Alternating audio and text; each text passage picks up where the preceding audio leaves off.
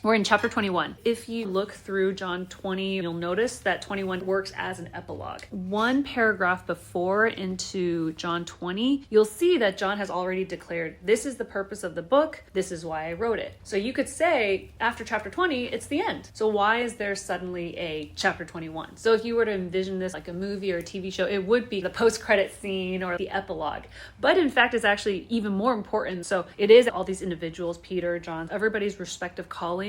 But also there's a very important restoration after failure. Even though John was writing about this, but the main character of this last chapter is actually Peter. If we had stopped the entire book just at chapter 20, Peter would have been coming out of denying Jesus Christ 3 times. Jesus did reappear and said, peace be with you, but we don't really address this denial part and how do we move forward. So this epilogue is not just this added chapter, this afterthought. It's actually vital because it's written to show how do we restore after failure. Is there a way to move forward or is there no way to move forward? So it is actually really important, not just an afterthought. So that's the positioning of chapter 21. So verse 1, after this, and this is pointing back to Jesus revealing himself. Jesus revealed himself again to the disciples by the Sea of Tiberias. And so the Sea of Tiberias is just another name of the Sea of Galilee. And he revealed himself in this way. And that's an intro to what's to follow in the rest of the chapter. Verse 2, Simon Peter, Thomas, called the twin, Didymus, Nathanael of Cana in Galilee, the sons of Zebedee, and this we know as James and John, and 2 others of his disciples, unnamed, but 2 others, were together. So in total, there's 7. And so remember, at the Last Supper, Jesus was like, love one another. So even after Jesus was crucified and they all saw the resurrection, they know he's alive, they're still together. They haven't given up being together. Now, verse 3, Simon Peter said to them, I am going fishing. And they said to him, we will go with you. And so you see, Peter's leadership is still intact. These people are following. We know that the sons of Zebedee are also fishermen. We know Peter's job before being called by Jesus were all fishermen, but the others were not. But because of Jesus' command, they're sticking together. So Peter's like, I'm going to go fishing. And there's a lot of debate on why he's decided to go fishing. Back when Jesus appeared the second time, they were all still in Jerusalem. And then Jesus told them to go back home, to go back to Galilee. So they are obedient. They go back to Galilee. Is it that he's not sure what to do next? And so in the waiting time, he's like, look, we need to make money somehow. We shouldn't just be doing nothing and eating off of other people's donations. So he goes and fishes. Or some people say because of the crucifixion, the donated funds that used to come in to support their ministry has dried up. Maybe eventually those funds came back in when crucifixion happened. Immediately after, everyone's scurrying and hiding, trying to distance themselves from Jesus's ministry. And so they just need some path to move forward. So realistically, they need to make money some way to survive and to continue in ministry. Or is it that he's been too scared, or he feels really bad about denying Jesus? He feels like he doesn't deserve to be a follower anymore, so he decides to go back to his old lifestyle of fishing. Some people think it's disobedience. He should have been spreading the gospel, but he was scared or he was doubting because of the crucifixion. But I don't think that makes sense because he already saw the resurrection. But some scholars will argue this is disobedience, that he went to go fishing. It seems like Peter's personality, based on what we see later on, as well as he was at the tomb and John was waiting at the door, hesitating to go in, and Peter just bursts right into the tomb. I think his personality is a go, go, go. So it could be that the 7 disciples are all together and they're like, okay, well, Jesus said to stick together and to love each other, so let's just be together. And nobody's really coming up to do anything. And I think Peter's personality is a go-getter, and he is the leader. So I think people are also looking at him. And so he's like, all right, well, I don't really know what to do next. I know fishing, so let's go fish. And he does say, I'm going fishing. It's not like you guys have to go, but this is what I'm going to do. It could be like, well, Jesus isn't here anymore, so maybe we need to provide in a familiar way. Yeah. Then it goes, they went out and got into the boat, but that night they caught nothing. Some people try to overinterpret, like, why is it night? It's just very common. Even nowadays, fishermen go at night to fish because usually they bring it out fresh to sell in the morning market. That's why when we go to Tokyo and you want to go to the fish market, you go at 5 a.m. because that's when all the boats are coming right in with the fresh salmon, tuna. That's just the practice that they do, that they still do today, but they caught nothing. Verse 4, just as day was breaking, Jesus stood on the shore. Yet the disciples did not know that it was Jesus. It might have been far, it's dark, it's barely sunrise. They probably just didn't expect it, didn't think about it. So at first they did not recognize Jesus. Verse 5, Jesus said to them, children, do you have any fish? And some people will say friends or lads. A commentator was like, it's basically like a housekeeper walking to the market and being like, lads, do you guys have any fish to sell? And this idea of maybe this person wants to buy. And they answered him, no. Verse 6, he said to them, cast the net on the right side of the boat. So at first he just seems like a casual shopper passing by. And then he goes, okay, well, cast your net on the right side of the boat and you will find some. And if there's none on the left side or the front or the back, why would there magically be some on the right side? They don't question. They're not like, they do it. They actually follow it. And in fact, many people think that it actually reminded them of a previous interaction they had before Jesus' crucifixion back in Luke 5, when Jesus also said to them, cast your net, and then they got fish. So this time, instead of questioning or doubting, they do it, even though they didn't recognize Jesus at first. They're like, okay, well, we've seen miracles before. So you see their faith is actually growing. They are more willing to believe. So they cast it, and now they were not able to haul it in because of the quantity of fish. It was so much. Verse 7, that disciple whom Jesus loved, and that's John talking about himself, said to Peter, it is the Lord. And so you see the speed in which they recognize Jesus is shortening. It used to take them a long time, and Jesus had to be like, it's me. This time, based on certain patterns and miracles, they're like, this has to be from God. There is a faster, more accurate recognition, an immediate connection and realization. It could be because they remembered the past miracle. It could be they recognized this type of power is only from God, only from Jesus Christ, and not anybody else. There's no luck or superstition, only from God. When Simon Peter heard, and this is where we see the urge and just the full abandonment of rationale. When Simon Peter heard John say that it was the Lord, he put on his outer garment, for he was stripped for work. So you can imagine maybe he took off his top or whatever. And now, so he's like, first let me put my outer garment back on. And then he threw himself into the sea. So John is like, that's Jesus, still on the boat. Peter doesn't waste time saying anything, grabs his coat, and then just dives into the ocean, abandoning the fish, abandoning the disciples. He's like, where is my Lord, my Savior, my God? He's just going. And so you really see these two personalities. At the tomb, John gets to the tomb first because he outran Peter, but he's standing at the door, waiting, hesitating, thinking, overthinking. But Peter just gets there and walks right in. And so you do see consistent personality coming out here. Verse 8, the other disciples came in the boat, dragging the net full of fish, for they were not far from the land, but about 100 yards off. So Peter himself just abandons ship, just goes off. That's all he cares about, his sole focus, which is wonderful. But the other disciples are like, okay, well, we got a lot of fish now, so let's bring them all in. So the rest of them are bringing it in. Verse 9, when they got out on land, they saw a charcoal fire in place, with fish laid out on it and bread. So they did catch a lot of fish, but there was already fish and bread prepared. So everything was already prepared by Jesus. The fire was ready. There was food. They could have breakfast even without the fish that they caught. They could come empty-handed, and Jesus already prepared everything. A lot of scholars note that specifically talks about a charcoal fire because similar to the denial in chapter 18, Peter was warming himself next to a charcoal fire. So some people think it's using a certain scenario to respond and to call back the moment of denial because Jesus almost wants to reset everything and to restore Peter. But it is interesting that the food is ready. And so some scholars also relate this back to the night of washing the feet, how Jesus prepared everything from the basin of water to the towel. And so Jesus here, he prepares everything. He's not saying, oh, I'm going to wait here while you serve me. He serves them. So Jesus fully prepared the water to wash the feet, and Jesus fully prepared the fire and all the food needed for breakfast. Verse 10, Jesus said to them, bring some of the fish that you have just caught. So he does say, yeah, bring some of the things that you have brought too. And so Jesus provides everything. He is sufficient. But sometimes he does ask us to also contribute, bring our gifts and talents, bring our time to co-serve in the ministry that Jesus is in. So Jesus has enough fish. He has enough bread. But Jesus actually says, go and grab some fish that you just brought in. Verse 11, so Simon Peter went aboard and hauled the net ashore full of large fish, 153 of them.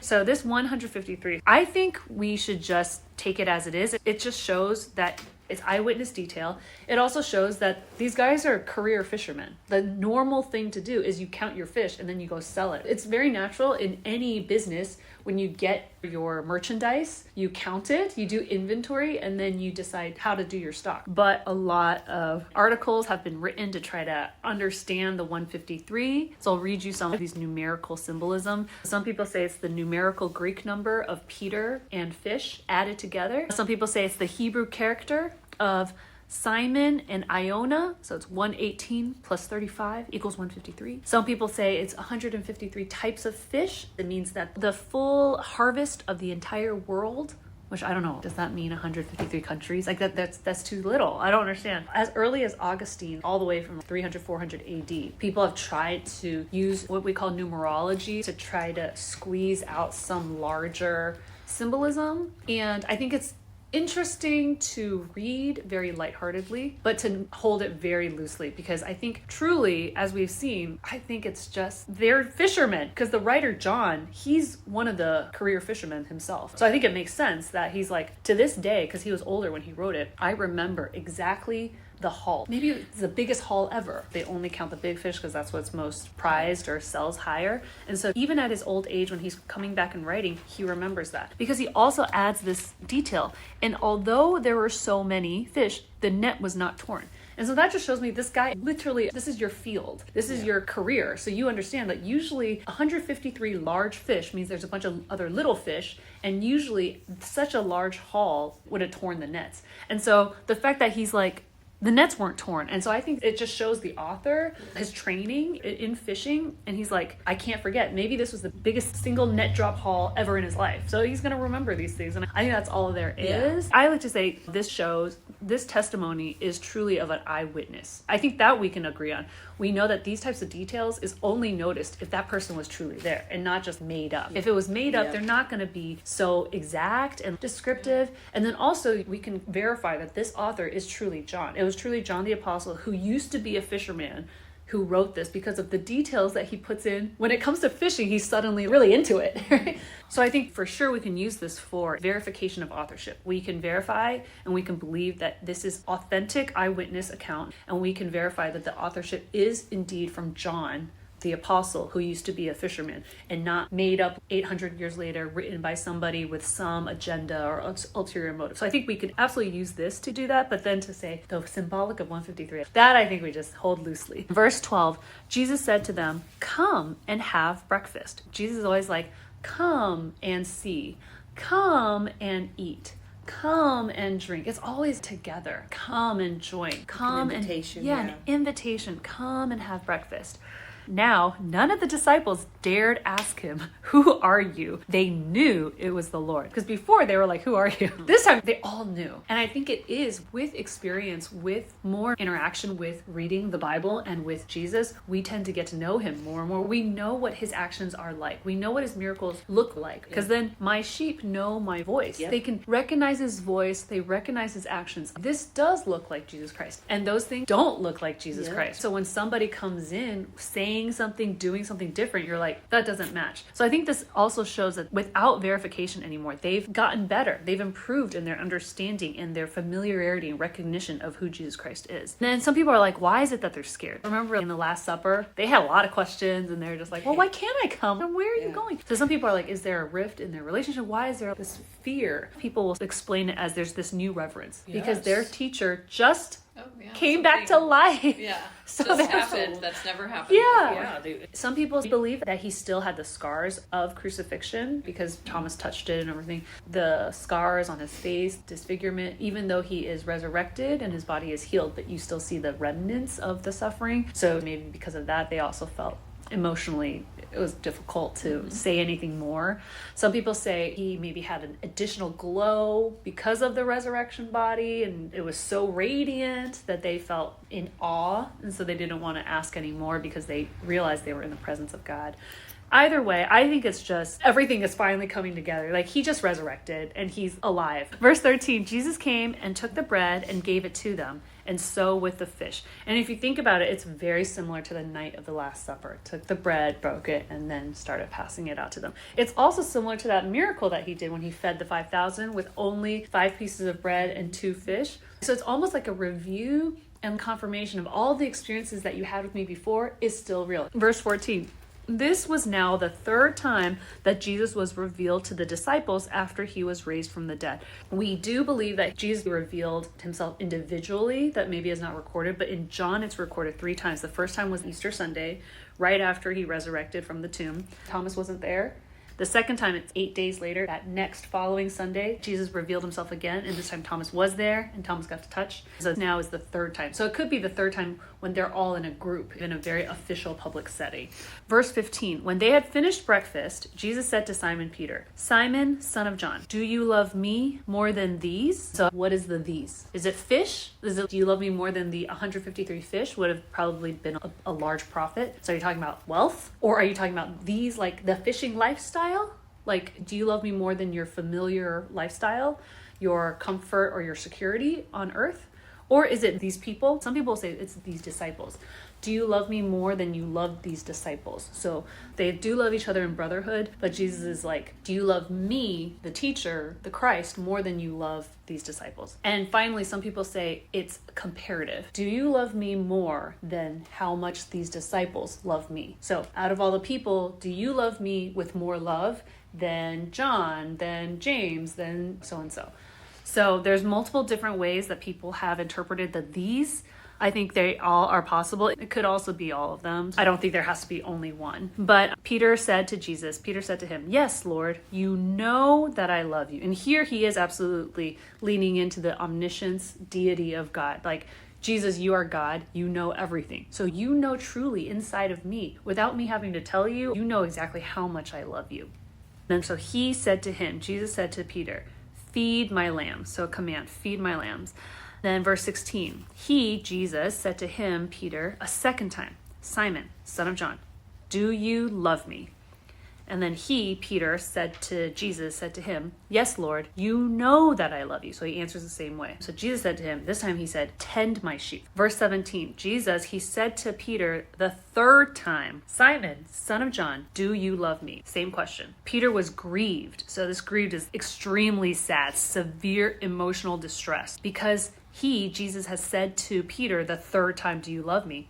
And Peter says to Jesus, Lord, you know everything. You know that I love you. And Jesus said to him, feed my sheep. There's been numerous studies about this one section. So first of all, you'll probably hear a lot of this, that there are two different words of love that's used here. Jesus says, do you love me? Agape love. And then Peter answers, yes, I phileo, I love you. And then Jesus second time asks, do you agape love? And then Peter answers, yes, phileo love. And then on the third time, Jesus switches to, do you phileo love? And then Peter answers, yes, I phileo love. This is actually, we have now found a misinterpretation that has taken 50 years to get out of our churches. But people have often said, oh, agape love is this unconditional God love. But research has actually shown John, the gospel, but also 1st and 2nd and 3rd John, that when they've looked at his writings, John, the apostle, as an author, he uses them interchangeably. He just uses them as love. They're both equal. There's also been research that shows agape is the larger umbrella of love, and phileo is more specifically friend, and eros is more romantic love. A lot of people overread this. Back in the day, when they thought there was a difference, they would interpret it as Jesus was trying to say, are you able to love in a perfect godlike love? And Peter is responding, intentionally using a different terminology, saying, I love you in a humanly possible love, but not in the godly possible love. And then by the third time, Jesus switches over to Peter's terminology, phileo love, and says, okay, well then, if you love me in the best human way possible, then this is what you should do. So some people have interpreted in this way, and it is true. We're not going to be able to be godlike and perfect in our love, and we should do everything we can to love Jesus as well as Jesus' sheep in the best way we humanly can possible on this side of heaven. There's nothing wrong with that take-home point, but can we really get it here? And that's the argument, which is, when you look at the way that John himself writes, he has used the word phileo when the subject is God, the Father. So they used to argue, if God is doing any loving, they always use agape. And if it's a human loving, it's phileo. But then they've looked and then they see that's not true. John will use them interchangeably. Paul, which is a different writer, does not use them interchangeably. So that's a different context when we have different authors, because language also changes and people have different preferences when they write in their stylistic ways. And so they have seen that Paul is very precise about when he uses which word to represent what, but we have seen that John interchangeably use them. So since John is the writer of this section, is there then some significance that he's bouncing back and forth between two? Some people say no, some people want to say yes. And then the other thing is Jesus' response. Why are the verbs different? Feed, tend, and feed. And the first and third are the same exact word. But the second one, tend, means to shepherd, to keep, to guide, to protect, to watch out for them, to nurture them. It's a callback to John chapter 10 when Jesus himself was like, I am the shepherd. These are my sheep. So Jesus is saying to Peter, how I am to the sheep, you also need to act like a shepherd, to feed them, to shepherd them, to guide them. A lot of times when we talk about the Pope's position, people will often call the successor of Peter. And the Catholics believe that the first Pope was Peter. Even as a Protestant, we agree that the leader of the church is Peter. He was the one who has been given specific order to start the church. And we have it right in front of us in chapter 21, where Jesus is like, you are going to be the shepherd. I was the shepherd in chapter 10. I am now asking you to be the shepherd to the believers. They didn't have the term Pope back then, but It would just be the leader of the church. Also, this is where in Renaissance painting, we see Peter having keys to the church. And it's not John, not Mark, not Matthew, even though they have all their roles as well. But very specifically, the keys to the church, the father of the church ministry is Peter. And we actually see it right here.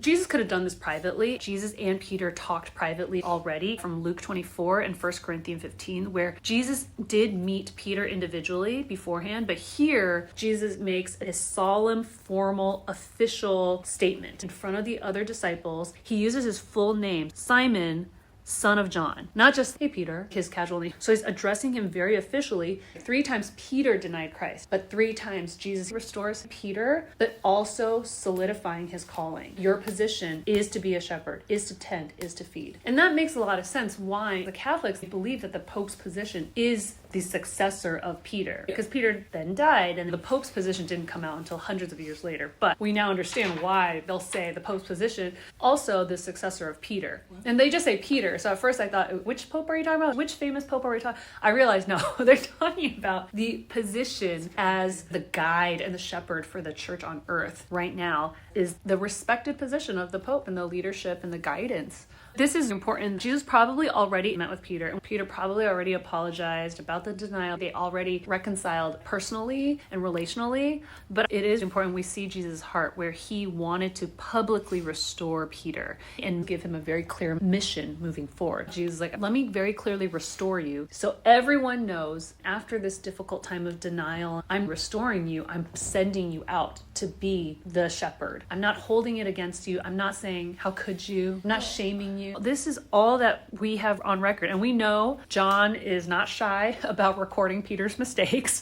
So we know if there was anything else, like if Jesus had asked about the denial or been like, why did you do this? Or do you regret it? Or what were you thinking? If Jesus had entered into any of that conversation, we know John would have written it down, but Jesus did not. That's not what Jesus wanted to focus on. He wanted to restore, and Jesus knows his heart. So his main goal is to publicly restore Peter so that others are not going off on him. He is also not going off on himself. Self-hating, self-loathing. Jesus is like, no, none of that. Let's move forward. I know where your heart is. And in fact, this is your new mission. With your new mission, you can show the world you truly do love me. And so all of this denial stuff is in the past. You've been redeemed from that. That's really powerful that Jesus truly restores him publicly, not just privately. Verse 18, truly, truly, I say to you, when you were young, and he's talking to Peter, when you were young, you used to dress yourself and walk wherever you wanted. So the freedom of doing whatever you want, living however you wanted. But when you are old, you will stretch out your hands and another will dress you and carry you where you do not want to go. So this is when Jesus is prophesying the type of death that Peter is going to die. The stretch out your hand across a crucifixion, being stretched out. You don't want to be arrested, but you're going to be tied up, arrested, die a crucifixion death. And then John here gives us a footnote in verse 19. This Jesus said to show by what kind of death he, Peter, was to glorify God. And after saying this, he said to him, follow me. So if you think about it, follow me is the same calling as the first words Jesus said to him back in Matthew chapter 4. When they first met, And now this is one of the last words Jesus says to Peter, follow me. And this follow is not just present tense, but it's continually, daily, constantly following me. When we talk about Peter's crucifixion, we have heard this legend where Peter was like, if my Lord was crucified upside, then I don't deserve to be crucified in the same way, so I want to be crucified upside down. But to be clear, scholars have said, well, it's uncertain. It might have happened, but we don't have enough evidence. So it's an unreliable tradition, but whether or not we want to really bake it into canon, we don't have enough evidence to show. We do know he was crucified. Was it right side up or upside down? We don't know, and I don't really think that makes a difference. But for sure, growing up, I also heard the whole upside down thing. So finally, Jesus' last words, follow me. It's the same calling as the beginning, but it has a totally different level of understanding now. It's no longer just follow me physically on earth and walk with me, but now there is actual sacrifice. Your life is on the line. Jesus restored Peter 3 times, but it doesn't eliminate suffering. It says, follow me, tend my sheep, feed my sheep. But at the end, it doesn't say, and life will be smooth. There's still suffering. So the suffering is still there. Even though restoration is done, forgiveness is given for the denial and you launching into ministry, it doesn't eliminate that reality of suffering that's still there. The restoration is important, but it doesn't remove suffering. It doesn't take away responsibility. It just reassigns the purpose. But it's not going to be easy, because in that same breath, he does prophesy and foretell suffering. A lot of times we think if it's God's way, it should be smooth. We shouldn't have any obstacles. There shouldn't be any suffering. And I think that's a big misconception, that if it's God's will, then it should be comfortable. It should be easy. He sticks to the gospel. Peter sticks to what is true, what is truly Jesus's work, and what Jesus wants us to talk about. But it's not always going to be liked. Verse 20, Peter turned and saw the disciple whom Jesus loves. Jesus just told him, follow me. You're going to die a crucifixion death. So Peter turns around and sees the disciple whom Jesus loved, which is John. So he sees John following them, a couple feet behind, clearly listening, because obviously John wrote it down. So John knew. And John is like, just in case you don't know, I'm the one who also leaned back against Jesus during the supper and said, Lord, who is it that's going to betray you? So this is just him referencing this title that he has given himself, the disciple whom Jesus loved. He's just back referring that it's me, John, from chapter 13. When Peter saw John, he said to Jesus, Lord, what about this man? Well, what about John? So he just gets his mission assigned to him and his death foretold. And then Peter's like, okay, so what about John?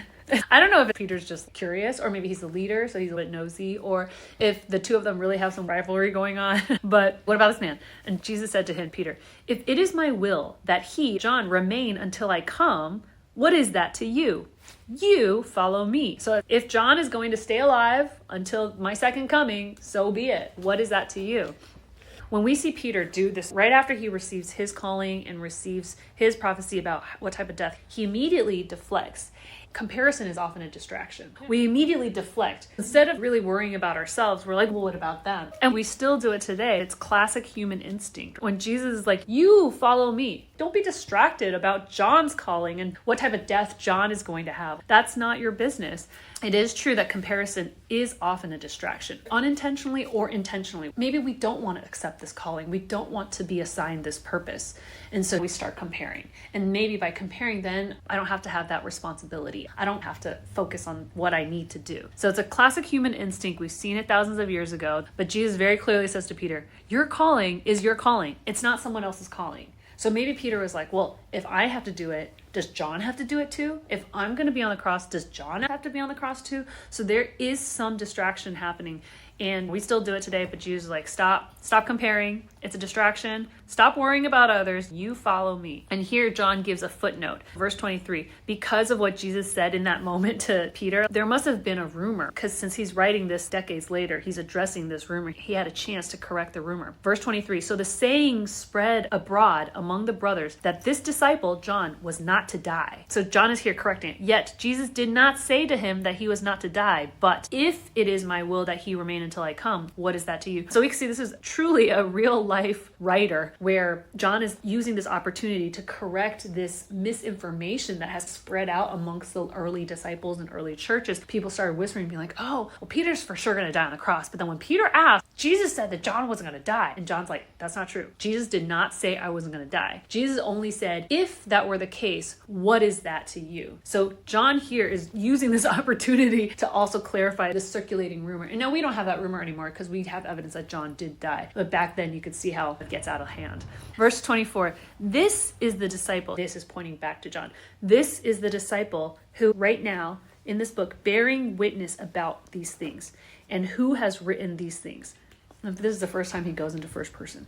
And we know that his testimony is true. Before, he always uses third person, the disciple whom Jesus loved. But this is the first time he's like, this disciple we're talking about right now, I'm the one writing this. This is the only place that John moves into first person. And finally, verse 25. Now, there are also many other things that Jesus did. Were every one of them to be written, once again, I suppose that the world itself could not contain the books that would be written. And so it's a very interesting sign off that John does, a very stylistic mic drop at the end, that the life and the ministry on earth of Jesus is already so much to write, but then everything up until today, all that is accomplished in mankind through Jesus' death, resurrection, and ascension, it's just infinity in magnitude, in eternity.